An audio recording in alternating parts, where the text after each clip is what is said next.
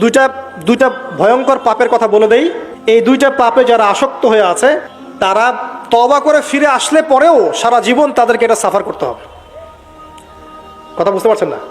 তওবা করে ফিরে এসেছেন মনে করেন, তারপরেও আপনাকে সারা জীবন এই পাপের ফলটা ভোগ করতে হবে। এক, মাদকদ্রব্য। দীর্ঘদিন সেবন করেছেন, তওবা করেছেন, ফিরে এসেছেন, আল্লাহ হয়তো মাফ করে দিয়েছেন, আল্লাহ পাক মাফ করে দিয়েছেন, বাট আপনি আপনার দেহের যে ক্ষতিটা করে ফেলেছেন এটা পোষাতে পারবেন না।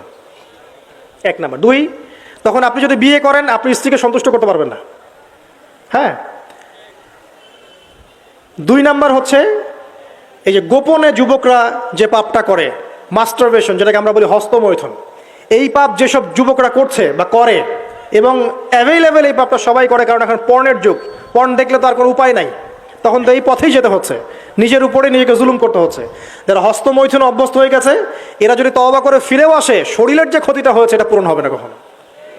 এখানে আপনার দেহের ক্ষতি, আপনার মস্তিষ্কের ক্ষতি, আপনার পরিবারের ক্ষতি, এমন আপনি যদি পরবর্তীতে গিয়ে পরিবার গঠন করতে চান আপনি সুখী পরিবারও গঠন করতে পারবেন না, কারণ ভিতর থেকে আপনি নিজেকে শেষ করে ফেলেছেন।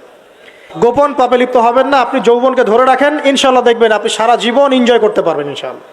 কিন্তু যদি এখন নিজেকে শেষ করে ফেলেন, এখন নিজেকে শেষ করে ফেললে আপনি বিয়ে করলে পরেও দেখবেন আপনি পস্তাচ্ছেন। ওই যে কলিকাতা হারবালে যেতে হবে, তখন মডার্ন হারবালে দৌড় দিতে হবে। আর সব হারবাল টারবাল খেয়ে লাভ হয় না। কারণ কি? কারণ আল্লাহ প্রদত্ত যে নেয়ামত সেটা আপনি নষ্ট করে ফেলেছেন, এখন এইটা আর আপনি ক্ষতিপূরণ দিতে পারবেন না। অতএব জীবনটাকে সিরিয়াসলি নেন।